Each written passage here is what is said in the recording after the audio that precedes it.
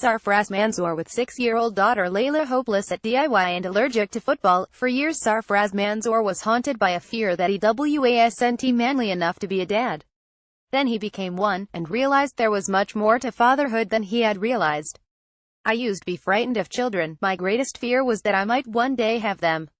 It wasn't an allergic reaction to responsibility and commitment that deterred me from rushing towards fatherhood. It was the suspicion that I did not have what it takes to be a great dad. Anyone can be a father, the saying goes, but it takes a real man to be a dad. The trouble was that as far back as I could remember I had never felt I was a real man. Real men were strong and silent. They watched football down the pub and exchanged banter with the lads. They could assemble flat-pack furniture and they loved cars. I admit if this list reads as absurdly reductive, but throughout my 20s and 30s this was genuinely what I associated with maleness. I didn't drink, couldn't care less about football or cars, preferred cafes to pubs, and most of my friends were female, all of which made me doubt how much of a man I really was. There is a brilliant scene in Blackadder Goes Forth when Mary, played by Miranda Richardson, asks Rowan Atkinson's Blackadder, "Tell me, Edmund, do you have someone special in your life?" Blackadder replies, "Well, yes, as a matter of fact I do." Who asks Mary. Edmund answers, "Me. No, I mean someone you love, cherish and want to keep safe from all the horror and the hurt," clarifies Mary. Edmund thinks for a moment and then says, "Still me, really." That scene is very funny, but for me particularly so. I was a selfish and self-absorbed person. My wife might quibble with the past tense here, and having a child seemed to be about sacrificing one's own hopes, dreams and sleep in return for, well, I wasn't really certain what the rewards were. What I did know was that fatherhood was a role for which I did not seem well suited. My own father, inevitably, shaped some of my ideas about fatherhood. He was one of those working-class men who demanded respect and commanded authority.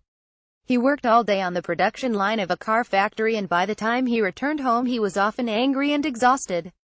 He wasn't one for hugs or telling his children he loved them, and he had a temper. He worked hard, accepting all the overtime he was offered, so wasn't always around, and when he was around we sometimes wished he wasn't. I don't judge him for those things. He was a man of his time and he fulfilled his most important duties. He provided and he protected. My father died suddenly from a heart attack when he was 62 and I was 23. It remains the most shattering event in my life and the one that shaped all that has happened afterwards. That perhaps is another reason why I feared being a dad, because to have children means that I might do to them what my own dad did to me, die too soon. My ideas about fatherhood weren't only based on my own dad, they were also inspired by the films I would watch and seeing the fathers of my friends.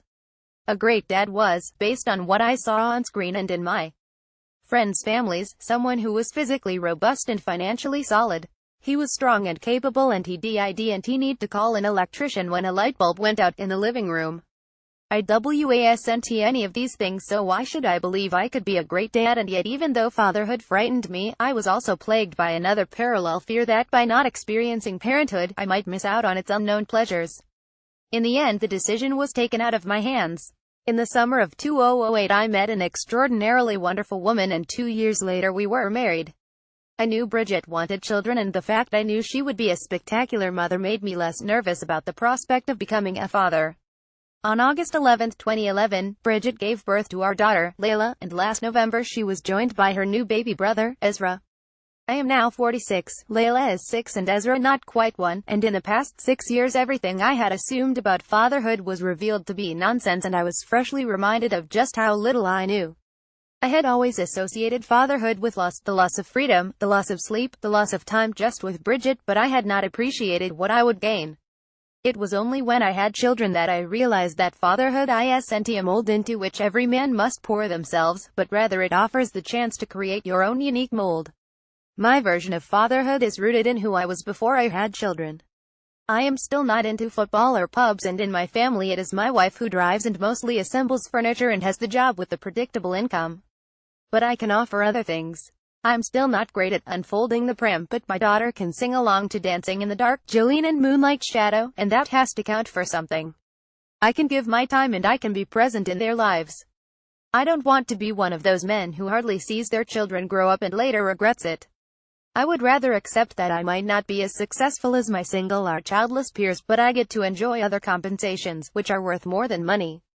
The worry that gnawed at me when I was childless, that for all the striving and outward successes there really was no great purpose to my life, evaporated on the day Laila was born. Fatherhood has offered me the opportunity to not repeat the mistakes my father made and the chance to make fresh mistakes of my own.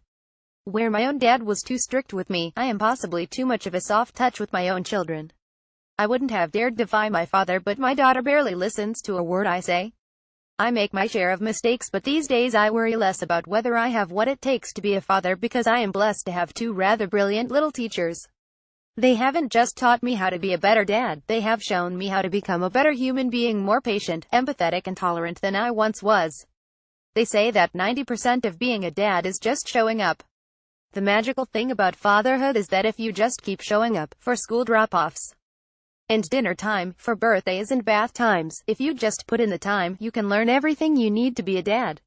Laila and Ezra are reminders that in life, if you are lucky, real happiness comes not when you get what you want, but when you get what you need. Sarfraz Manzoor is the author of Greetings from Berry Park, Race, Religion, Rock and Roll, a memoir of growing up in the 1980s, published by Bloomsbury Belfast Telegraph.